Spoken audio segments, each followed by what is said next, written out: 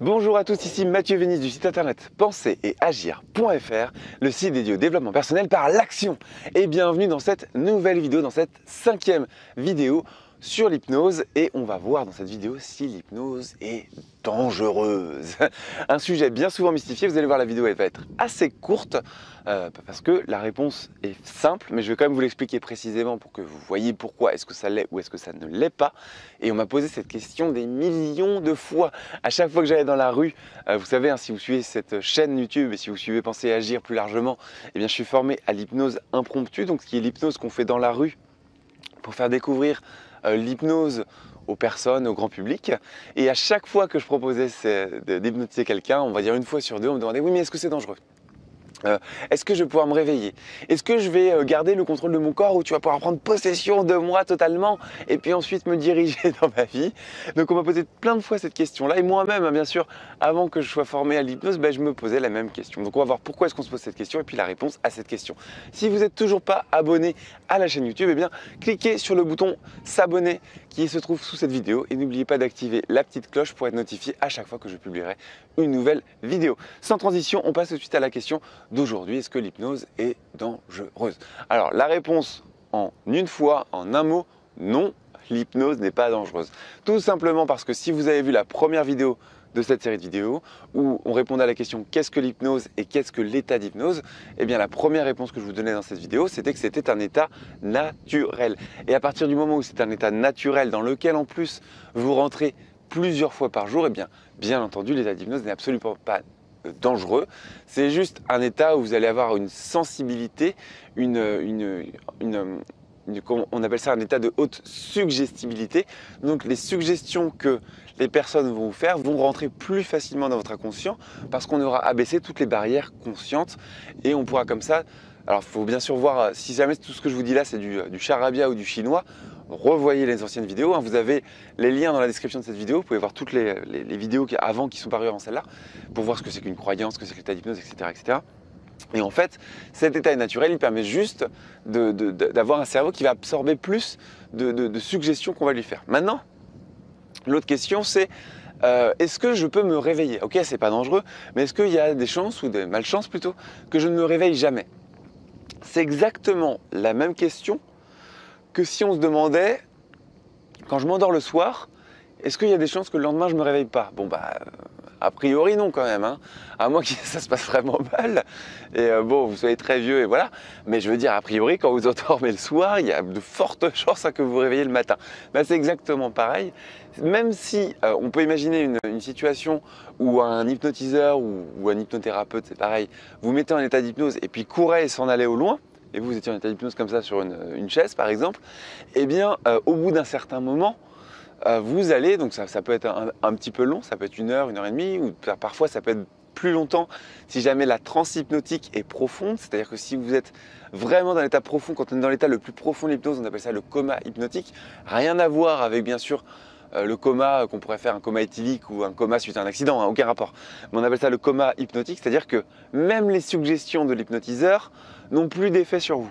C'est-à-dire que vous êtes totalement dans votre bulle, dans votre état d'hypnose vraiment profond et vous êtes un petit peu seul au monde. Et bien même à ce moment-là, votre inconscient au bout d'un moment, il déclencherait une envie de faire pipi et là vous aurez votre cerveau primitif, ce qu'on appelle le cerveau limbique, eh bien, qui réveillerait votre corps et dire attention, là tu vas te pisser dessus, faut se réveiller, il faut aller aux toilettes. Et donc vous sortiriez de cet état d'hypnose, alors pas forcément comme ça peut être d'autres réflexes, ou alors ça peut tout simplement un réveil exactement comme le matin parce que voilà, vous sortez d'un état, vous rentrez dans un autre état qui va être votre état naturel, on va dire constant, de normes, et de toute façon vous vous réveillerez même si l'hypnotiseur ou l'hypnothérapeute n'était plus à côté de vous. Donc il n'y a aucun problème là-dessus non plus, on se réveille tout le temps. C'est une question que vous pouvez vous poser si par exemple vous faites de l'auto-hypnose. Vous savez que sur Penser et Agir, si vous suivez Penser et Agir, il y a des séances d'auto-hypnose, des séances audio qui ont été enregistrées. Je suis allé voir des professionnels dans leur thématique et je les ai enregistrées.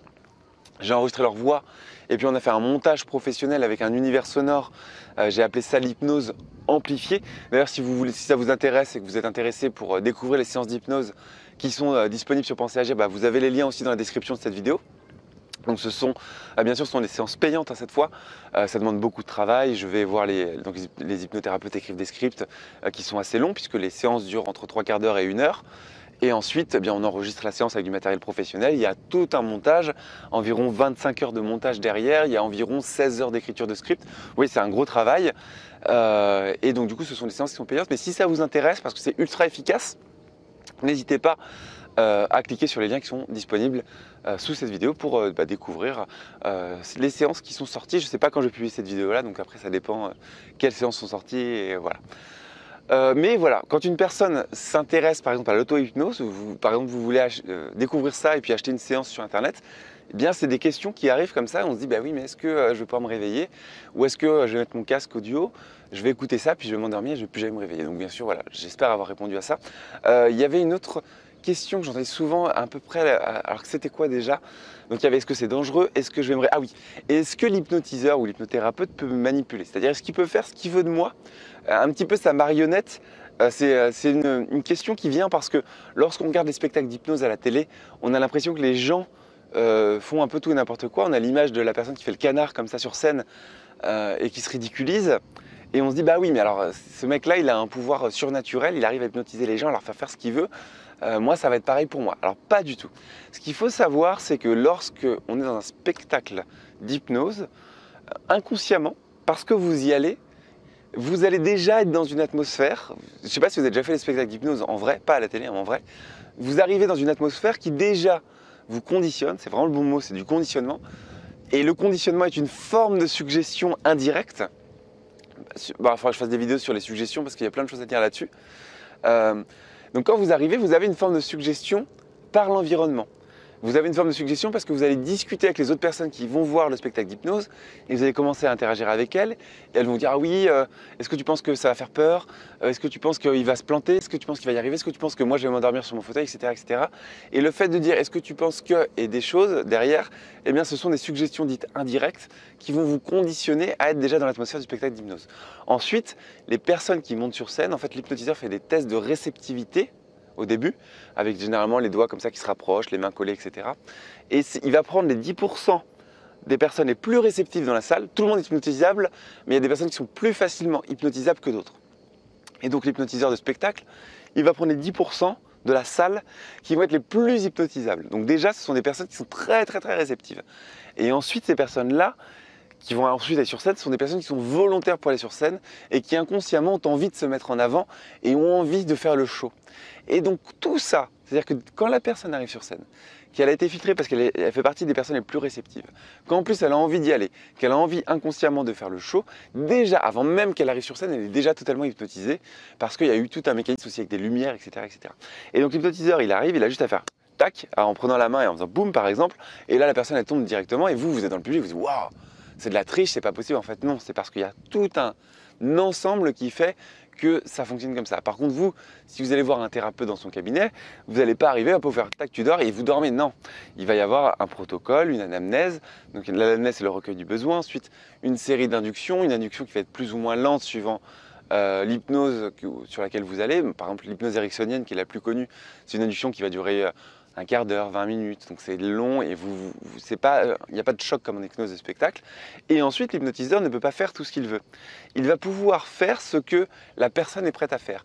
Mais comme on est dans le contexte d'un spectacle et que la personne qui monte, eh bien inconsciemment, c'est une personne qui a envie de se mettre en avant et qui a envie de faire le show, et bien du coup, elle va avoir envie de faire le canard, toutes ces choses-là qui semblent un peu ridicules si on le sort du contexte. Et ensuite, avec toutes les personnes ultra réceptives autour d'elle qui vont commencer à faire l'exercice, eh bien pareil, c'est une suggestion indirecte qui dit que si les autres le font, ça veut dire que le pouvoir des hypnotiseurs fonctionne. Donc si ça fonctionne sur eux, ça doit fonctionner sur moi. Donc moi aussi, je me retrouve à le faire. Par contre, si jamais l'hypnotiseur dit quelque chose que la personne ne peut pas accepter. On va prendre l'exemple par exemple, il suggère à la personne de se mettre toute nue. Bon, là, c'est quelque chose que la personne n'a pas envie de faire et directement l'inconscient, c'est très bien fait, l'inconscient a des barrières et la personne directement, s'il y a une suggestion qui va rentrer dans son esprit mais qui ne passe pas en fait la validation de l'inconscient, moi j'appelle ça les gardiens de porte qui sont un peu autour de l'inconscient. Vous avez un grand cercle avec le conscient, un petit cercle avec l'inconscient, puis vous imaginez qu'il y a des suggestions qui arrivent, tac tac tac tac tac, là ça arrive, puis vous imaginez qu'il y a des gardiens de porte qui disent ah non ça passe pas, ou alors oui ça passe, ok c'est bon tu peux venir. Et donc tout ce qui passe, la personne le fait de bon cœur parce que c'est rigolo et parce qu'elle est là pour ça. Et puis s'il y a quelque chose qui ne doit pas passer, l'inconscient, le gardien de porte dit non, ça ne passe pas. Et dans ce cas-là, la personne fait tchou, non, bah où est-ce que je suis là? Non, non, ça je le fais pas. Et puis elle redescend. Donc, ce n'est pas dangereux. Vous ne pouvez pas risquer de ne pas vous réveiller. Et un hypnotiseur ou un hypnothérapeute ne peut pas faire ce qu'il veut de vous. Vous devez accepter les suggestions. Alors, je vais juste mettre une petite nuance là-dessus. C'est que parfois, on peut ne pas savoir ce que l'on veut au fond de soi. Ça, c'est quelque chose, d'ailleurs, qui est souvent utilisé en thérapie aussi. C'est que vous avez au fond de vous, quand vous êtes parfaitement aligné par rapport à vous-même, envie de faire quelque chose, mais par votre éducation, par la volonté de votre famille, de vos parents, vous vous retrouvez à faire autre chose. Et donc vous avez une carte du monde, des croyances. Vous vous souvenez, si vous n'avez pas vu ce que c'est qu'une carte du monde ou des croyances, etc., regardez, allez dans la description puis regardez la vidéo qui correspond à ça. Vous pouvez vous retrouver avec par exemple la carte du monde de vos parents. Je vais vous prendre des exemples pour vraiment détailler ça, qui est en décalage avec votre carte du monde à vous, d'accord?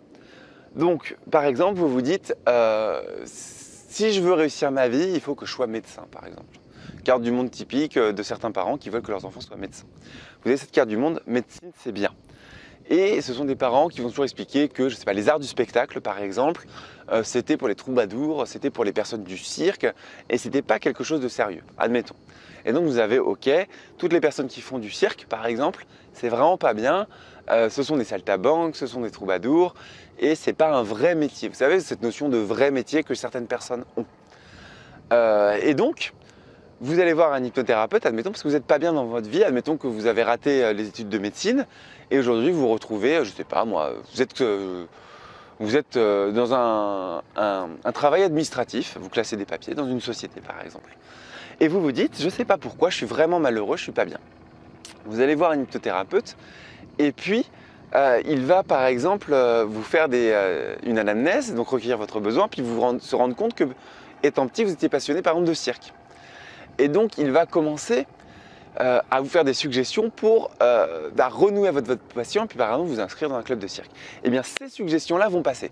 C'est là où c'est un peu bizarre, où même les parents après pourraient dire oui, mais il a manipulé ma fille parce que maintenant elle fait du cirque alors qu'elle a toujours détesté ça. Mais en fait, non. C'est parce que toute petite, elle avait cette vraie passion qui était alignée par rapport à elle, par rapport à ses valeurs, par rapport à sa vision de la vie, du travail, etc. Et puis avec le conditionnement, les parents ont comme s'ils avaient décalqué leur carte du monde et qu'ils l'avaient imprimée dans la conscience de l'enfant, et que l'enfant s'était persuadé que, par exemple dans cet exemple-là, médecine c'était bien, le cirque c'était pas bien, et qu'il se retrouvait un peu entre deux à faire de l'administratif et elle n'était pas heureuse. Et donc les suggestions sur le cirque vont passer parce que l'inconscient, lui, a toujours raison et sait mieux que vous ce qui est bon pour vous. Donc en ce sens, d'un point de vue extérieur, on pourrait imaginer, on pourrait percevoir une séance comme une manipulation, et même nous en tant que patients, on pourrait se dire bah oui mais là quand même c'est bizarre, le cirque quand même c'est pas bien. Mais il y aurait au fond de soi cette petite voix qui dirait quand j'étais petite, quand j'avais 5 ans, j'adorais ça, le cirque. Et donc on se dirait ouais mais quand même j'aimais ça quand j'étais petite, et donc je ne sais pas s'il m'a manipulé ou s'il a révélé quelque chose en moi. Il y a cet aspect, voilà, de manipulation qui n'est pas du tout, du coup, vous comprenez bien, qui n'est pas du tout de la manipulation, mais qui même le patient ou même l'entourage du patient pourrait dire ah mais il y a un truc bizarre là quand même parce qu'elle nous a toujours dit que le cirque c'était nul. Vous voyez? Donc voilà, on a répondu à plein de questions dans cette vidéo qui sont des questions qui sont souvent posées sur l'hypnose. Est-ce que c'est dangereux? Est-ce que je vais me réveiller? Est-ce qu'on peut me manipuler? J'espère que cette vidéo vous a plu. J'espère surtout avoir été précis. Parce que moi ce que je veux sur ces vidéos c'est être précis, clair, pas forcément concis parce que je parle trop, mais je veux que lorsque vous posez une question, si c'est une question qui est traitée dans cette vidéo, et bien que vous voyez cette vidéo et vous avez votre réponse et c'est bon. Vous n'avez pas besoin d'aller voir 36 000 vidéos parce qu'à chaque fois, vous vous dites ah mais j'ai pas compris, c'était mal expliqué, blablabla. Moi, toutes les vidéos qu'il y a sur la chaîne, je veux que ce soit toujours très précis et très clair. Donc si c'était précis et si c'était clair, mettez-moi un pouce en l'air pour me le dire et ça me fera super plaisir. Et puis encore mieux, si vous avez 30 secondes de votre temps à partager avec moi, eh bien laissez-moi un commentaire sous cette vidéo pour me le dire. Si vous n'êtes toujours pas abonné à cette chaîne YouTube et que la thématique de l'hypnose, mais aussi que le développement personnel, la psychologie en règle générale vous intéresse, eh bien abonnez-vous à la chaîne YouTube parce que je sors beaucoup de vidéos en ce moment. Et n'oubliez pas d'activer la petite cloche pour être notifié à chaque fois que je sortirai une nouvelle vidéo. Et puis comme d'habitude, partagez cette vidéo sur vos réseaux sociaux préférés pour la faire connaître à vos proches. Et moi, eh bien, je vous dis à très bientôt dans une prochaine vidéo. Ciao!